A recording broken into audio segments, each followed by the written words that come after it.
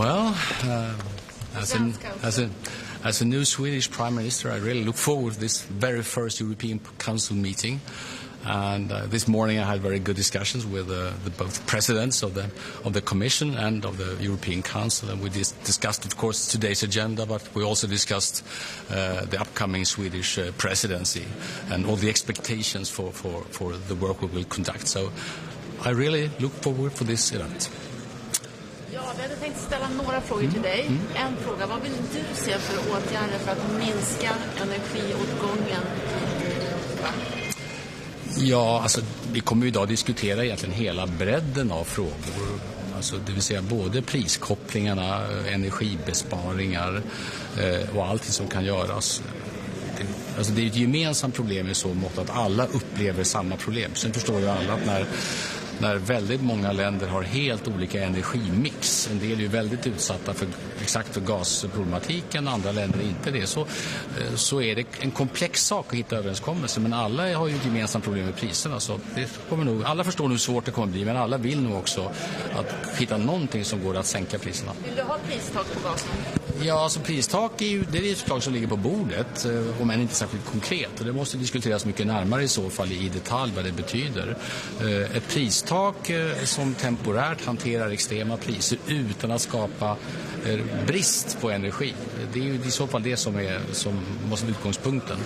Så jag tror att alla förstår problemet. Vi kommer ägna många timmar idag åt den frågan. Vad är det viktigaste för dig att driva på det här första toppmötet?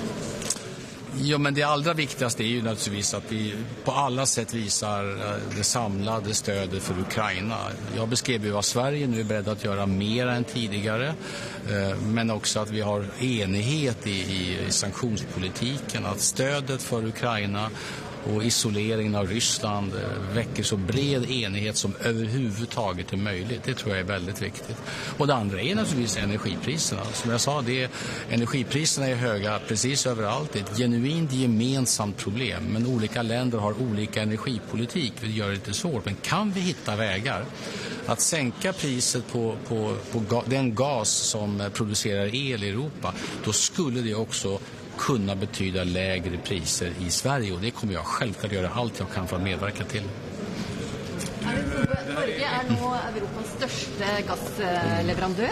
Är det något Norge kan göra för att avhjälpa Europa? Det är det alldeles säkert. Som jag sa, Sverige är ju en väldigt liten gasanvändare på det sättet. Så själva gasfrågan är ju lite mer indirekt för svensk del. Det är den gasdrivna elproduktionen som skapar problem också för svenska elpriser i södra Sverige. Så att därför har vi normalt inte haft så mycket synpunkter på gasfrågan, utan jag tror att det är en fråga som den norska regeringen säkert också har en dialog med EU om, tror jag. Det är att ni kommer överens om pristaken. Så då är det för betydande prissänkningar, men samtidigt sägs det vara väldigt svårt. Så det viktigt är att ni kommer överens. Båda de sakerna är ju sanna. Skulle man kunna sänka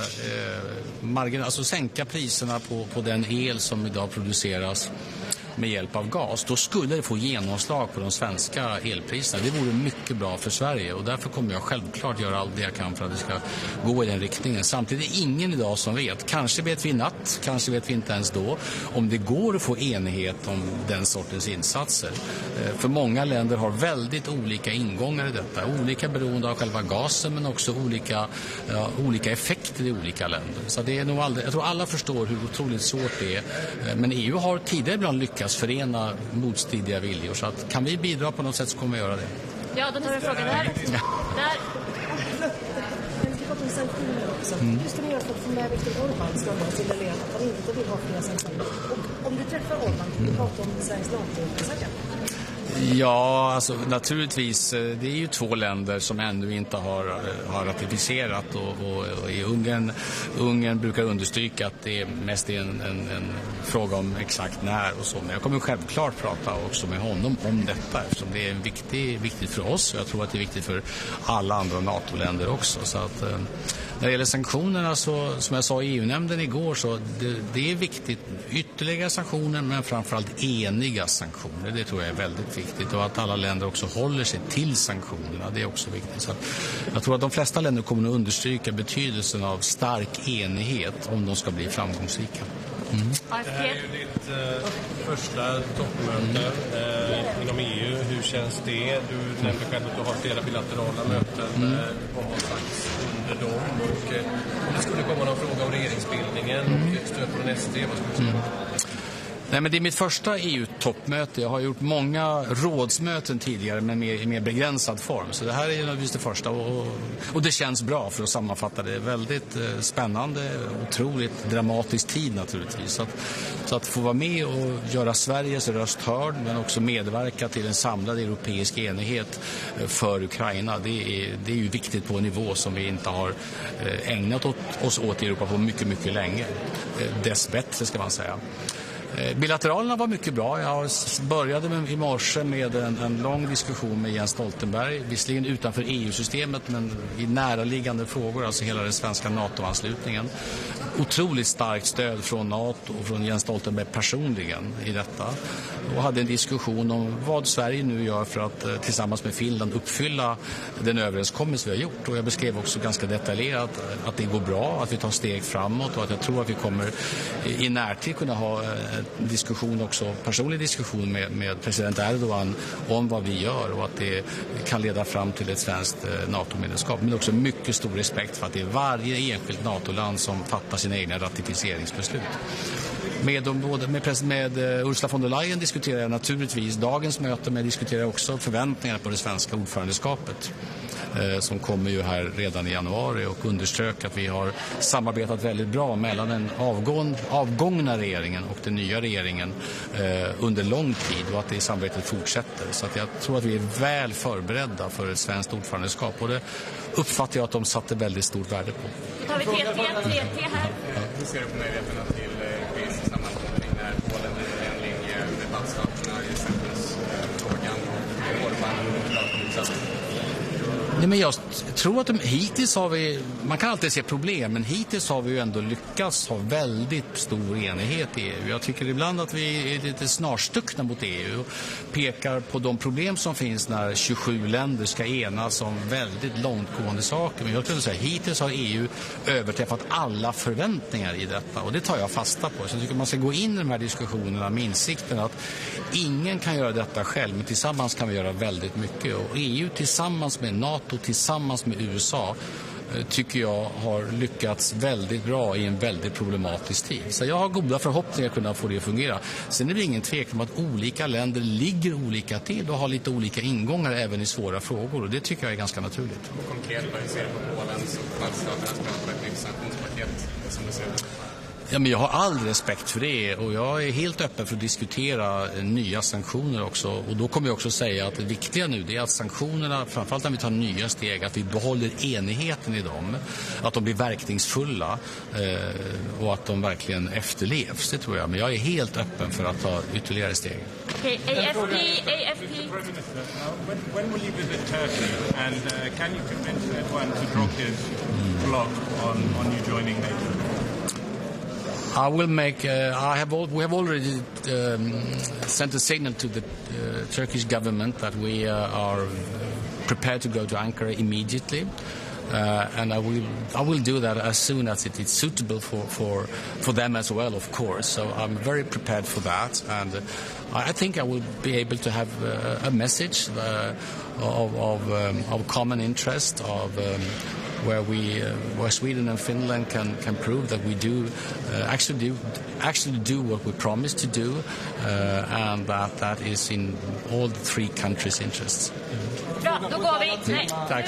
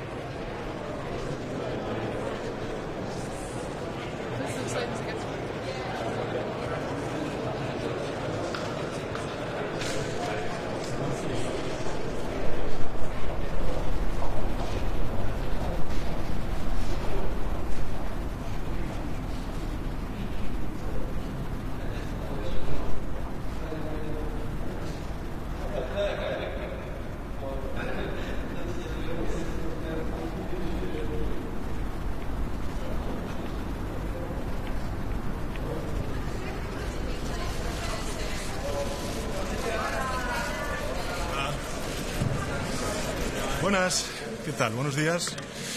Bueno, lo primero, informar del Consejo y posteriormente de un acuerdo que hemos alcanzado entre el Gobierno de Francia, el Gobierno de Portugal y el Gobierno de España relativo a las interconexiones de la península ibérica con el mercado energético europeo. Pero, en primer lugar, el Consejo, que es un Consejo muy importante. Como saben ustedes, hace escasos días la Comisión Europea presentó un paquete legislativo con distintas medidas para dar respuesta a esta crisis energética y la crisis de precios provocada por la guerra de Putin en Ucrania. Muchas de esas medidas forman parte de un consenso europeo que se ha ido fraguando, se ha ido construyendo durante estos últimos meses y en los que España ha jugado un papel protagonista. Hemos jugado un papel protagonista en todo lo que tiene que ver con la intervención del precio del gas que importa Europa. Bueno, la Comisión ha planteado una alternativa que España ve con buenos ojos. Hemos defendido desde el primer momento, siguiendo con la experiencia de la compra conjunta a nivel europeo de vacunas en la pandemia y ahora con la guerra, una compra conjunta de gas, creando una plataforma común desde el Gobierno y también desde las empresas. Es una propuesta que ha planteado, en este caso, la Comisión Europea para el almacenamiento durante los meses duros del invierno. España ve también con buenos ojos esta propuesta de solidaridad. En tercer lugar, todo lo que tiene que ver con la reforma del mercado eléctrico. La Comisión Europea continúa comprometiéndose a que antes de final de año va a plantear al Consejo Europeo los distintos escenarios, las distintas propuestas, ideas que tiene al respecto. En definitiva, creo que se está fraguando un gran consenso europeo en torno a la necesidad de actuar conjuntamente, de forma solidaria y también interviniendo en el mercado y reformando ese mercado.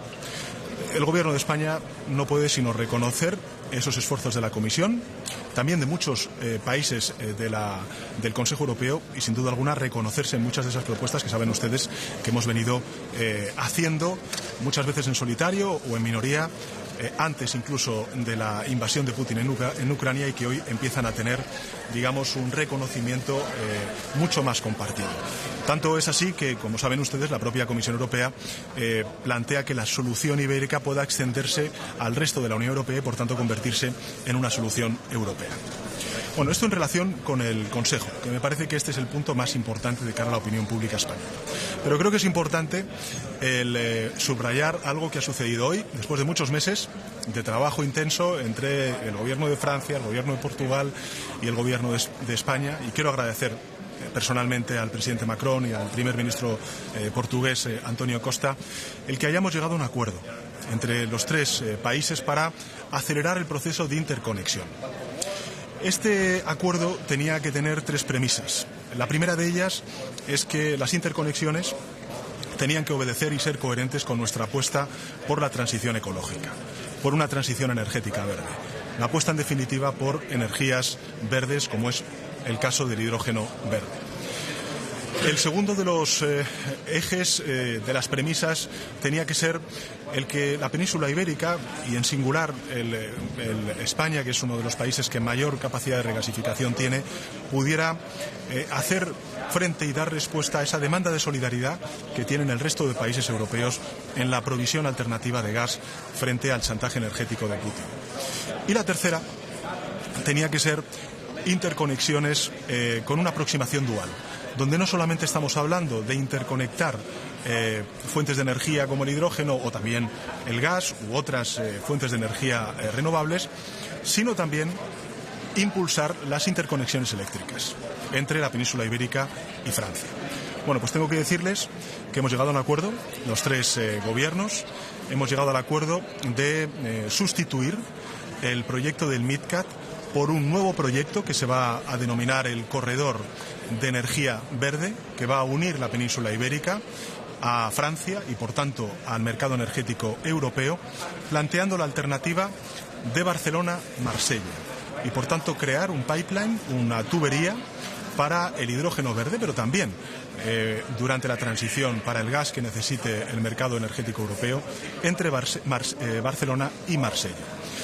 Hemos quedado mandatados en volver a reunirnos los tres gobiernos a nivel de líderes, el presidente de la República Francesa, el primer ministro Costa y yo mismo, el próximo 8 y 9 de diciembre en Alicante, donde se va a celebrar, como saben ustedes, la cumbre del Euromed, de los 9 países de la Unión Europea que pertenecen a la Unión, al Mediterráneo, y por tanto allí vamos a continuar trabajando conjuntamente los 3 gobiernos para dar respuesta a 3 aspectos fundamentales a ojos del Gobierno de España. En primer lugar, los plazos para la inversión. En segundo lugar, el reparto de costes.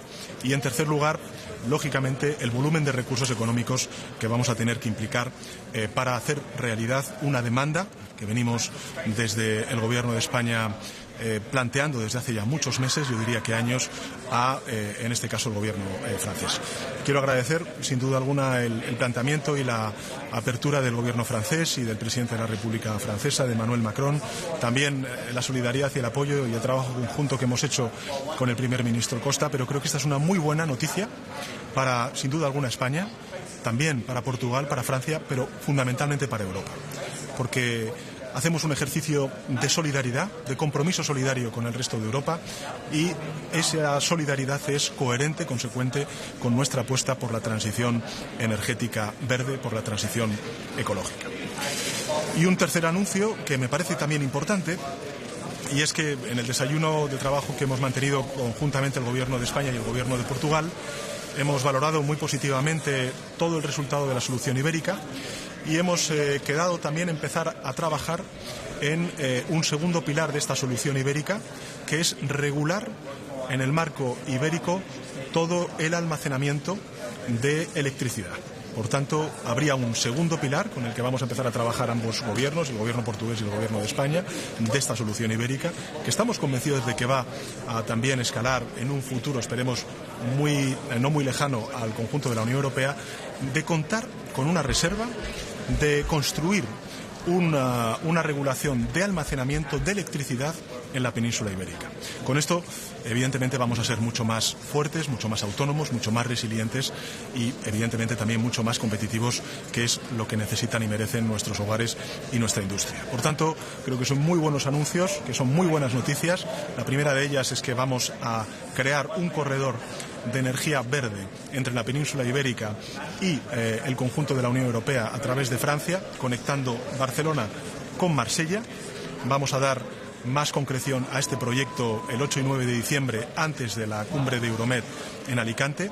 En segundo lugar, que vamos a crear un segundo pilar de la solución ibérica con esta nueva regulación ibérica para poder almacenar electricidad. Y en tercer lugar, pues evidentemente reconocernos en muchas de las propuestas que hoy son norma común, son el sentir mayoritario en torno al Consejo Europeo y que han sido propuestas por la Comisión Europea.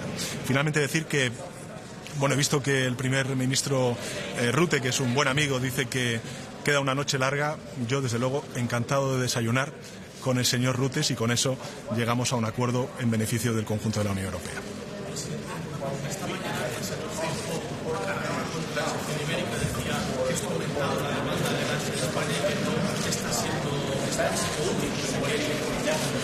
Pues que escucha a la presidenta de la Comisión Europea, que ha validado la solución ibérica como una potencial solución europea, y que escuche a algunos de sus correligionarios que están en distintos gobiernos europeos de corte conservador y que están pidiendo la solución ibérica para sus países. BBC, if I may, in English. Yes. What do you make of the current political turmoil we're seeing in the United Kingdom, and are you worried about what impact that may have in Europe more widely?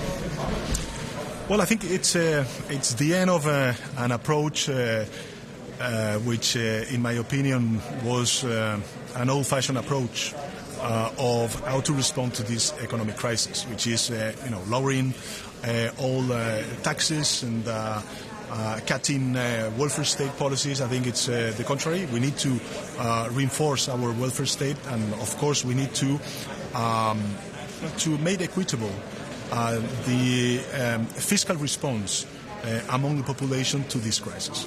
That is why in Spain what we are doing is lowering the taxes for the middle and low income houses and families, and asking the big companies, such as the energy companies, to increase their fiscal efforts in order to provide resources and to respond to this economic crisis on the social dimension. On top of that, of course, all the respect to the new government and looking forward as Prime Minister of Spain, because we have very strong ties with the UK, to strengthening our bilateral collaboration with the UK government, with the British government. Yes. Yes.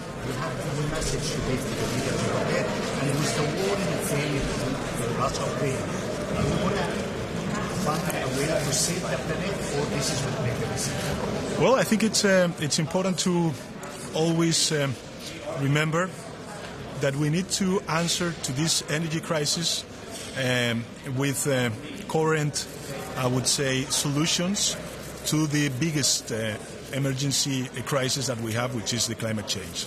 So in this respect, what we're doing at national scale is to boost the renewable energies, to pass plans that provide alternatives such as saving energy, efficiency in all the energy sector. And this is the message that we will send to the COP26 in Egypt. And wasn't just last idea, which is, of course, the implication of climate change on the desertification that Africa and, of course, the Iberian Peninsula are already suffering. We are very engaged, and we are going to propose. We're going to send a common proposal between the Spanish government and the government of Senegal, in order to put more focus and resources, engaging resources to, acting against this desertification tragedy that Africa and, of course, the Iberian Peninsula we're suffering together. Sí. Bueno, ya hablaremos mañana en la rueda de prensa de todo lo que ustedes consideren. Yo creo que es muy importante lo que hoy hemos logrado. Después de muchísimos meses hemos logrado desbloquear el corredor de la energía verde entre la península ibérica y el conjunto de la Unión Europea.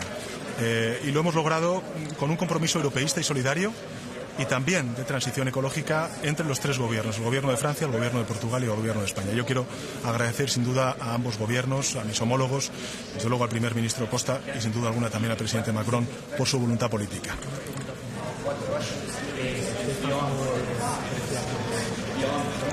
Sí.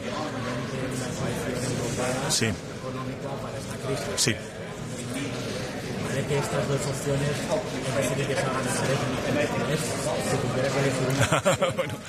Bueno, vamos a ver, yo creo que las dos están interrelacionadas. En primer lugar, porque de lo que estamos hablando es de cómo defendemos una de las principales conquistas de la Unión Europea, que es el mercado único. Tenemos que preservar lo que se llama las condiciones comunes de juego, de competición, y en ese sentido creo que cualquier solución europea, como dimos también durante la pandemia con los fondos Next, es urgente, y en ese sentido espero que podamos llegar a un acuerdo en el día de hoy. Por eso decía, en respuesta al primer ministro Rutte, que queda una noche larga, efectivamente encantados de desayunar con el primer ministro Rutte y con otros primeros ministros si llegamos a un acuerdo que creo que sería importante para el conjunto de la economía europea. Estamos sufriendo mucho las familias, las industrias, las empresas, y desde España creo que tenemos la legitimidad de decir: llegamos tarde, pero nunca es tarde si la dicha es buena. Y creo que la dicha es proteger a nuestra economía frente, pues a un chantaje que nada tiene que ver con los fundamentos de la economía, sino que tiene que ver con un propósito bélico, y es por parte de Putin de debilitar el proyecto europeo que nosotros representamos. Bueno, muchas gracias. Bueno, eso es lo que quería también trasladaros.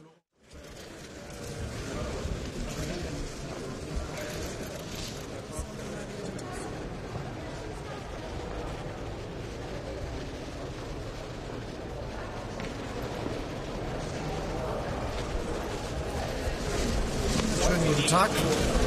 Es ist gut, dass wir jetzt zusammenkommen in einer ganz besonderen Situation. Es geht erneut darum, dass wir unsere solidarische Unterstützung für die Ukraine miteinander koordinieren und den guten Weg der Gemeinsamkeit fortsetzen, den wir begonnen haben. Gleichzeitig geht es darum, wie wir die Energieversorgungssicherheit für Europa sicherstellen können und sicherstellen können, dass die Preise bezahlbar werden. Denn das ist klar, die Preise für Gas, für Öl, für Kohle müssen sinken, die Strompreise müssen sinken. Und das ist auch etwas, das eine gemeinsame Anstrengung von uns allen in Europa erfordert. Ich bin sehr froh darüber, dass die Europäische Kommission eine ganze Reihe von guten Denkansätzen und Vorschlägen vorgelegt hat, mit denen wir uns hier weiter befassen werden und auch sicherlich nicht nur heute, sondern auch bei einer späteren Gelegenheit das noch dann zu vertiefen haben werden. Ganz wichtig ist, dass wir die Möglichkeiten nutzen, die jetzt erkennbar sind, zum Beispiel, dass die Unternehmen, die privatwirtschaftlich Gas in der Welt einkaufen, diese Aktivitäten auch miteinander koordiniert vornehmen können. Da sind heute wettbewerbsrechtliche Hindernisse, die beiseite geräumt werden. Und das ist ein wichtiger Beitrag zur Koordinierung. Es ist auch wichtig, dass wir unsere Strategien koordinieren, wie die Speicher gefüllt werden im nächsten Jahr. Das ist wichtig, damit die Preise nicht steigen, aber die Speicher gleichwohl voll sind. Voll haben wir sie dieses Jahr gekriegt, aber die Koordinierung wollen wir im nächsten Jahr sehr besonders voranbringen. Auch das lohnt eine Vertiefung, wie das gehen kann. Und natürlich ist es auch vernünftig, darüber zu diskutieren, ob die Marktmechanismen, die festgestellten Marktpreise wirklich richtig sind. Wir wissen ja, gegenwärtig gehen die Gaspreise runter auf den Weltmärkten. Das muss sich auch noch mit verstärktem Tempo hier in Europa wieder spiegeln. Und deshalb ist es wichtig, auch das zu diskutieren.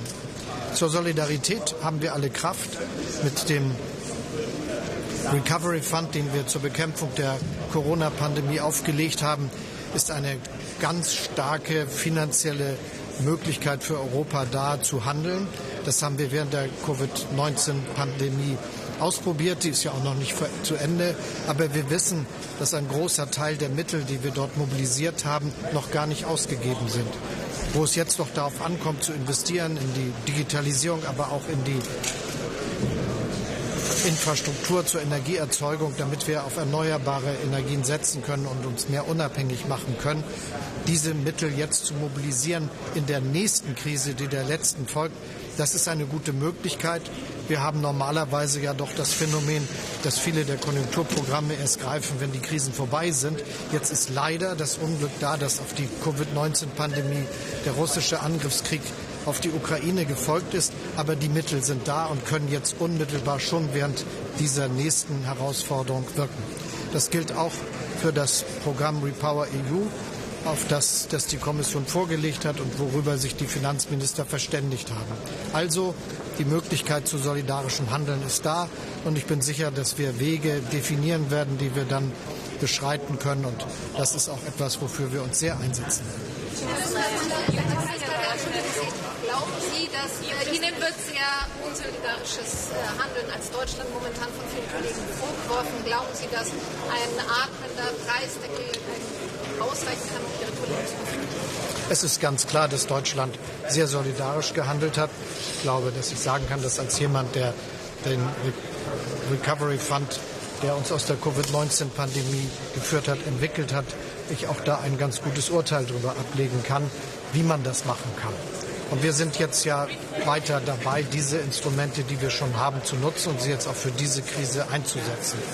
Deutschland unterstützt, wie viele andere Länder auch, seine Bürgerinnen und Bürger mit Entlastungspaketen und auch mit der Mobilisierung eines Abwehrschirms, den wir errichtet haben und der in dieser Woche das Parlament in Deutschland passieren wird, mit dem wir in der Lage sind, in diesem, dem nächsten und dem übernächsten Jahr unsere Bürgerinnen und Bürger auch bei den Gaspreisen zum Beispiel zu unterstützen und bei den Strompreisen. Wenn man das auf diese Zeit umrechnet, ist das genau das Gleiche, was Frankreich macht, was Italien macht, was Spanien macht und viele andere Länder. Es passt also ganz gut zu dem, was wir hier in Europa auch an vielen anderen Stellen sehen und ist dann ja auch eine gute Grundlage fürs Zusammenarbeiten. Und ansonsten, das will ich ganz gern noch mal sagen, ist es auch so, dass wir natürlich gucken müssen, dass wir das, was wir entscheiden, so einrichten, dass es funktioniert. Niemand möchte ja Beschlüsse fassen, wo es hinterher theoretisch gut ist, aber kein Gas gibt. Das muss auch miteinander hingekriegt werden. Very quickly, you're talking about solidarity, but at the moment Germany is being criticized for not helping the rest of Europe, in particular when it comes to price caps. Do you recognize this criticism and that perhaps Germany is not supporting the rest of Europe as much as it should? We are the biggest supporter of Europe. We are paying 26% of the budget usually, and we are developing a lot of solidarity mechanisms, as we did in the last crisis, looking at Corona, with the instruments we developed with the RRF, and the Recovery Fund is a good chance for acting together also in the time we have now, because most of the funds we developed with the Recovery Fund have not been used yet, and they are also directing into what is necessary now, for instance, investing into infrastructure, into fighting against climate change, building renewable energies, and so on. And this is the same with the Repower EU proposal, which has been agreed in the group of the finance ministers, and which is a very good proposal to also directly go to the questions that are important. What we have to find out is how we can support all countries together in getting prices down, not just with subsidies, which is one question, but getting them down on the world market. So we need to cooperate, for instance, with other demanders like South Korea and Japan. We need to cooperate with other friends in G7 that are suppliers. And we have to cooperate with other countries that supply gas, for instance, for getting the prices down. And this is what we have to talk about, how we can get this. The instruments have to be discussed intensely because they must work. No one is looking for having no gas. So it is the right discussion to find out how we can get prices down and have enough supply for all of us in Europe. Thank you.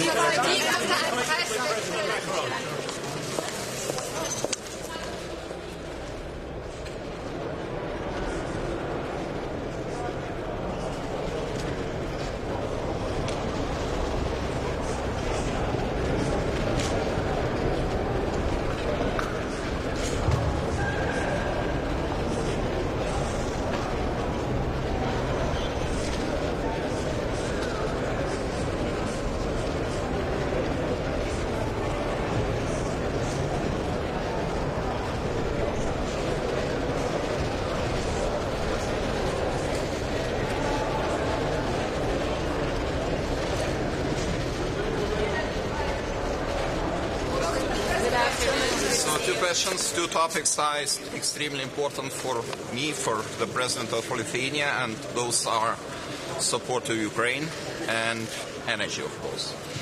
First of all, about the support to Ukraine. You remember our meeting, last informal meeting in Prague. Since then, situation in Ukraine has been deteriorating, and we need to have very clear plan of actions. First of all, Ukraine highly needs our military support. They need our air defense systems. And during my last conversation with President Zelensky, he expressed this wish very obvious. Also, very important is our decision to contribute from the European Peace Facility 500 million euros to the support to Ukraine. This is one more important issue. Military training mission also. 50,000 Ukrainian soldiers will be trained by our specialists. But on the other hand, we have to do a lot in order to push Russia and to stop Russia's ability to continue this war. Our sanctions are working, but our sanctions, unfortunately, did not bring so far the result we expected. So this is the reason why we have to discuss and consider it next sanctions package, and we are clearly in favor of this. Also, special tribunal for war crimes committed in Ukraine.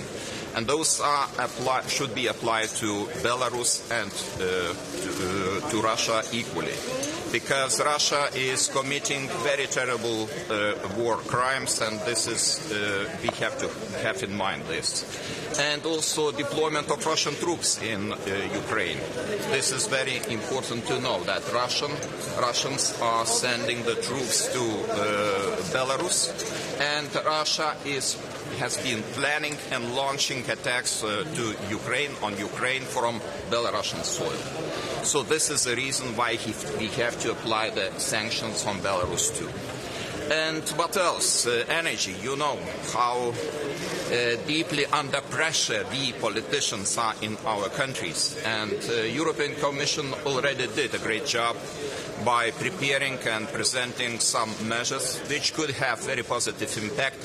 However, they probably already have some impact on gas prices right now. But probably the more significant impact they will have next winter season. So we are in favor of the measures which could bring immediate result, and those measures are first of all cap on natural gas prices in wholesale transactions and for energy, electricity generation. So those measures are under discussion right now, and I am looking forward that we will come to some conclusions and decisions in this evening. Sorry? Okay, there are many items we can include, some metals, some diamonds, also persons which have to do with the war crimes committed, and of course with annexation of territories of Ukraine into Russian Federation. I think we have very big potential to improve our sanctions and to tighten them. Minister, on the question of energy, we're still not expecting an agreement when it comes to price caps. Let's be honest. The Netherlands, the Germans are not supportive of this idea. Do you think that this is just a proposal that you're going to have to scrap because these countries are not supporting it? We will see. We will see. I hope that our colleagues will change a little bit mind, and probably we still have the possibility of compromise at the table.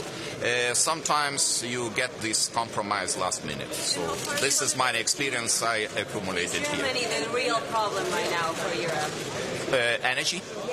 Yeah, absolutely. Absolutely. And it has certain impact on the political situation in our countries. Do you think they recognize that all officials recognize that it's becoming a problem for the rest of Europe? I would like to stress the importance of level playing field and fair competition. If we are looking for the resources or for measures which could help us nationally wise, we have to look also on the European Union measures, because otherwise it will be very difficult to avoid the distortions of the market and to have this solidarity we are talking very often. So this is critically important. Thank you.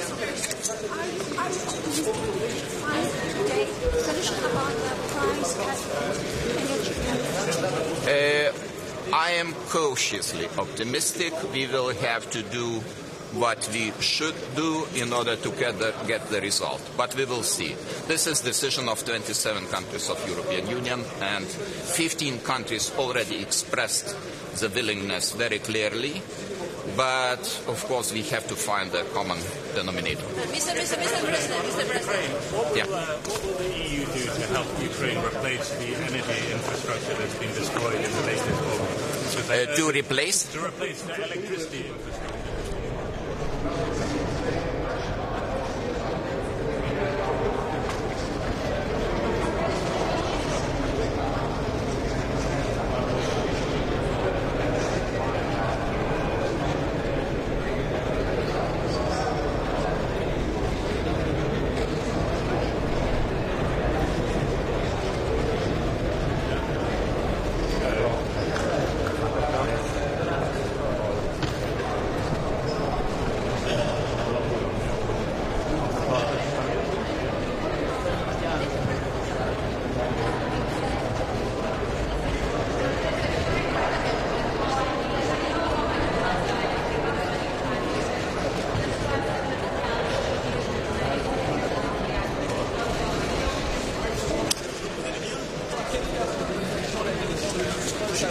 Écoutez, je ne ferai pas de réaction, je ne m'immisce pas dans la vie politique britannique, mais je veux dire que j'ai eu l'occasion à plusieurs reprises de rencontrer Liz Truss, et nous avons encore échangé cette semaine, et nous avions une relation de travail qui se construisait, et je souhaite que, en tout cas, la Grande-Bretagne puisse trouver le plus rapidement possible la stabilité, aller de l'avant. C'est bon pour nous et c'est bon pour notre Europe. Voilà.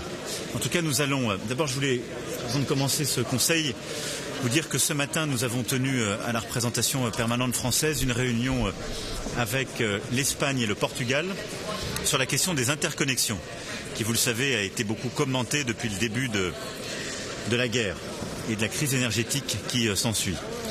Et nous avons décidé d'un accord politique conjoint qui est d'une part l'abandon du projet historique MidCat, qui était un projet gazier à travers les Pyrénées, pour favoriser un projet que nous allons travailler dans les prochaines semaines de manière très intense à trois, visant à désenclaver la péninsule ibérique et construisant ce corridor des énergies vertes entre Portugal, Espagne et France, et à travers la France, le reste de l'Europe.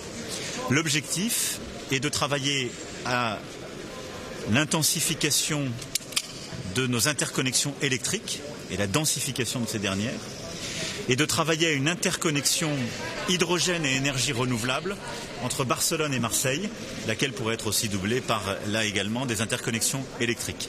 Et donc l'objectif d'être mieux relié au reste du continent par l'Espagne et le Portugal est ainsi, si je puis dire, relevé. Et puis l'objectif qui était aussi le nôtre de continuer notre stratégie de transition climatique et énergétique correspond à ce nouveau projet. Donc nous l'avons acté ce matin, ce qui est un point important dans la solidarité européenne. Nous le travaillerons les prochaines semaines et je serai en décembre en Espagne pour finaliser ce projet qui a vocation justement à bénéficier de financement européen.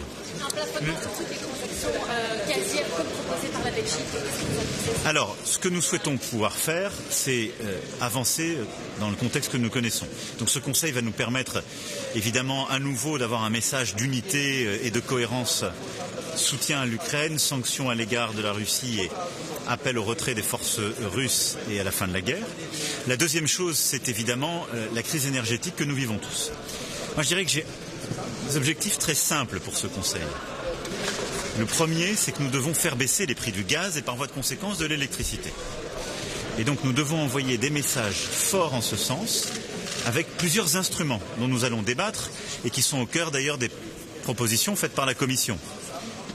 Des mécanismes de plafond sur les différents prix du gaz, des mécanismes permettant de mieux décorréler les prix du gaz et de l'électricité, comme ça a été permis pour l'Espagne et le Portugal, et des achats groupés européens, vraiment effectif puisqu'on a décidé le principe il y a plusieurs mois. Donc c'est un ensemble de mesures mais qui doit viser à réduire le prix du gaz, à dissuader les spéculateurs de venir profiter de la situation et à baisser notre prix de l'électricité. Ensuite, nous devons avoir aussi plus de solidarité financière. Et à ce titre, nous plaiderons pour avoir véritablement une unité avec des mécanismes de garantie ou de prêt. Là aussi, nous verrons ce que le débat nous permet de faire émerger. Donc ça, c'est le premier objectif pour moi de ce Conseil sur l'énergie. Le deuxième, c'est de garder l'unité des Européens. Nous devons absolument préserver notre unité, une unité d'action face à la crise, unité financière et unité politique dans le contexte de guerre que nous connaissons. Surtout, on a aujourd'hui quand même une très large unité entre les pays. Donc je vais travailler avec, entre autres, le chancelier Scholz. Je pense que ce n'est pas bon ni pour l'Allemagne ni pour l'Europe qu'elle s'isole. Et donc il est important que sur des propositions qui font l'objet d'un assez large consensus, on puisse trouver une unanimité. Mais je ne doute pas que sur l'ensemble de ces mesures, j'ai pu voir plusieurs de mes collègues ce matin, ou que je les ai eus ces dernières heures, les mécanismes sont très importants pour eux. Nous allons construire un chemin.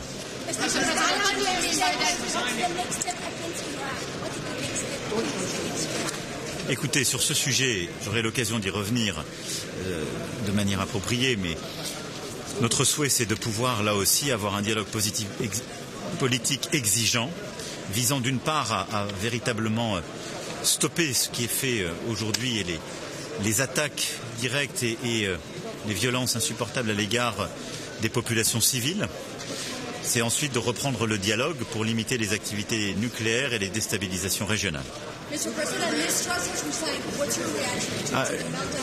Écoutez, je l'ai dit à l'instant, je ne ferai pas de commentaires sur ce sujet qui est de la vie politique britannique. Ce que je veux dire, c'est que nous avons des échanges téléphoniques ou plusieurs rencontres qui ont toujours été très constructives. Et encore il y a quelques jours à Prague. Ensuite, je veux dire que la France, en tant que nation et peuple ami du peuple britannique, souhaite avant tout la stabilité Et dans le contexte que nous connaissons, qui est un contexte de guerre, un contexte de tension énergétique et de crise plus large, il est important que la Grande-Bretagne retrouve très vite une stabilité politique. Et c'est tout ce que je souhaite. Mais à titre personnel, je suis toujours triste de voir partir un collègue, et une collègue en l'espèce. Et ce que je veux dire, c'est que je souhaite qu'il y ait cette stabilité qui puisse revenir au plus vite.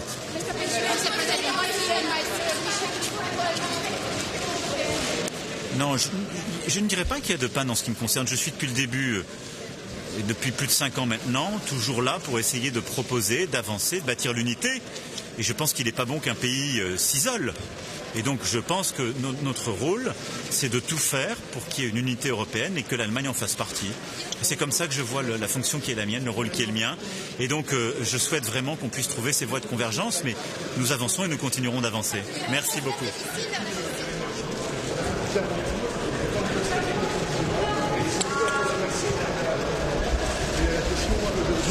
Un signal très clair. Voulons-nous agir en qualité d'Européens ensemble pour protéger le marché intérieur, pour faire reculer le danger de la fragmentation du marché intérieur?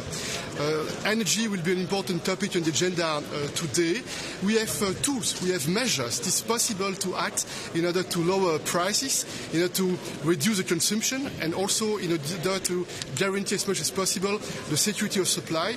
The proposals are on the table. The conclusions are, I think, a good balance in order to reach an agreement today. It will be probably difficult, but this is very important today or tomorrow to send a very strong signal that we are determined to act together in order to have a positive impact. This is fundamental for our households, for our families and for the businesses across the EU. On va aussi avoir l'occasion d'adresser d'autres sujets. Bien entendu, la guerre en Ukraine nous mobilise. On va réaffirmer le soutien. On va continuer à développer des capacités de support à l'Ukraine. Et puis, certainement, on aura l'occasion d'aborder d'autres sujets de relations internationales en lien avec la préparation de notre sommet, notamment avec les pays de l'ASEAN, ou encore une discussion stratégique aura lieu sur la question de la Chine.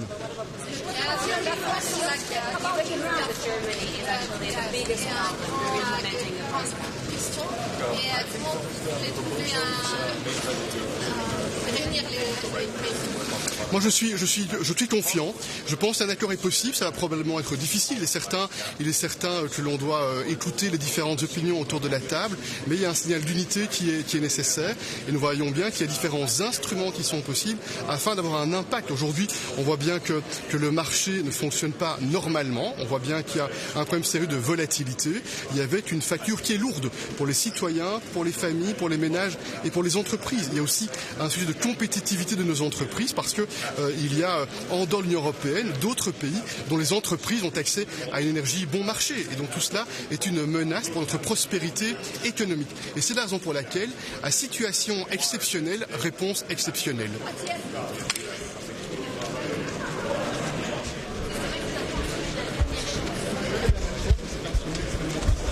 Un moment de vérité, parce qu'on a parlé depuis de nombreux mois maintenant des différentes mesures possibles pour faire baisser les prix tout en garantissant la sécurité d'approvisionnement. Maintenant, il est temps de donner une décision, de donner une impulsion afin que le plus rapidement possible un effet puisse être perçu par nos citoyens et par nos entreprises. La Commission elle a un peu tardé avant de donner des propositions. Il est certain que depuis de nombreux mois maintenant, les chefs d'État et de gouvernement ont encouragé la Commission à mettre des propositions précises sur la table parce qu'on a besoin de ces propositions précises pour être en mesure d'arracher les sparadraps, de prendre les décisions, de donner les orientations. Ces propositions sont là depuis quelques jours, c'est une bonne chose. Moi, je regarde vers l'avenir. Essayons maintenant d'agir vite, d'agir dans les prochaines heures afin de donner un signal. Il y a encore un certain nombre de pays qui ont des interrogations, des difficultés sur un certain nombre de sujets. Traitons les questions, regardons-nous les yeux dans les yeux et décidons. Mais vous ne craignez pas que les Européens se divisent très fortement? On sent tout de même des intérêts très divergents, pas de solution commune. Vous n'êtes pas inquiet face à ce sommet très difficile?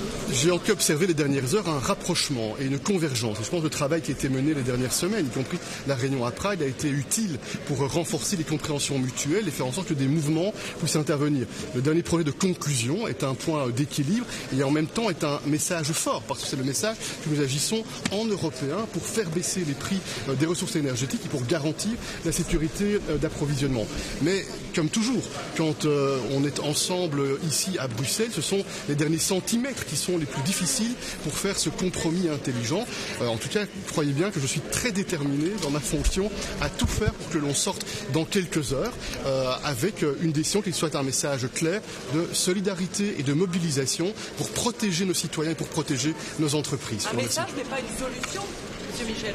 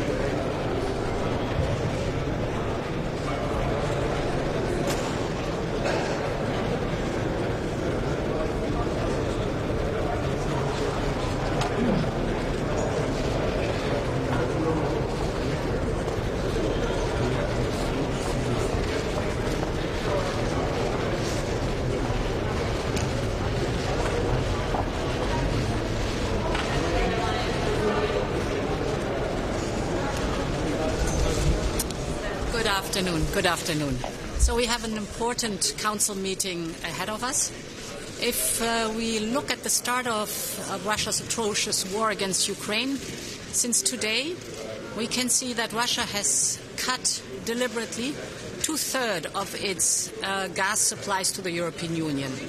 We've been able to compensate in the last 8 months by diversifying away from Russia to reliable suppliers. We have saved minus 15%. We have been able to fill our storages, and we have deployed more renewable energy. So it is today on this very solid foundation that we have now that the Commission has come forward with a substantive package that will be discussed today.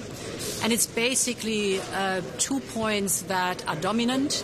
The first one is how are we able to tame the gas prices, mainly the spikes and the manipulation by Russia. Here, 2 models are on the table. The one is at TTF level, so wholesale level, and the other one is decoupling the gas partially from the electricity prices. And then there is a second topic that is very important, that is how can we support our economy all over Europe, everywhere in Europe.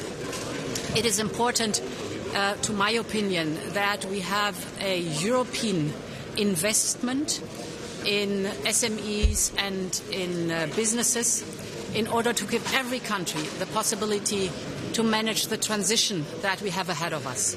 Because we see that we need now investment in the energy infrastructure, in renewables, in interconnectors, to get into an economy that is future-proof and that is more independent. For us, it's important to invest massively in energy sources that are homegrown, that gives us independence and security of supply. And here is important that all member states are able and have the fiscal space to invest in this transition.